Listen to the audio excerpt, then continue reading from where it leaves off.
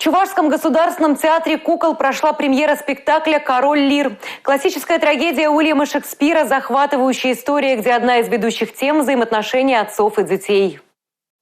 Ну, папа, пойдем! Ну, не мешайся, говорю.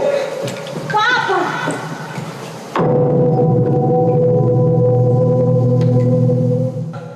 В полумраке, словно в черной дыре, безумному королю слышатся голоса, идущие из чемодана. Старик Лир возвращает в памяти всю свою жизнь, глядя на игрушки, которыми играли его дочери. Мы так придумали, что эта история разыгрывается игрушками дочерей Лира. Да, все когда-то были детьми.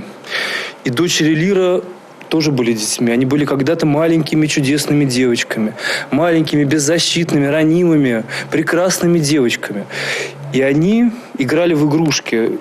И эти игрушки как бы становятся нашими героями. Игрушки дочерей Лира. То есть мы играем как будто в куклы, которыми играли дочери Лира.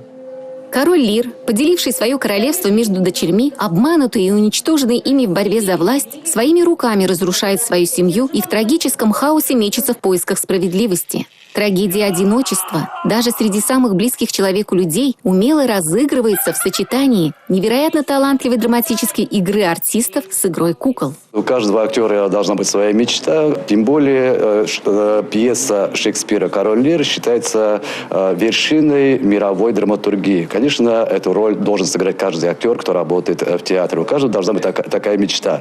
Если нам удалось сыграть эту роль, значит, мы не зря проработали столько лет в театре и всю жизнь отдали этой сцене. Отныне от близости, отеческих забот, от кровного родства с тобою ты мне навек чужая! Спектакль создан при реализации федерального партийного проекта «Культура малой Родины» с участием приглашенных профессионалов из Санкт-Петербурга и Калмыкии. В жанре театра куклы я работаю третий раз, хотя я по образованию режиссер драматического театра, но где-то внутренне тянулся к этому жанру. Театр кукол этим спектаклем дает какой-то определенный сигнал, бьет колокол. Обратите, посмотрите друг на друга. Дай Бог, чтобы этот спектакль остался в репертуаре. Я хочу пожелать этому ребенку белой дороги. Пусть зрители любят его.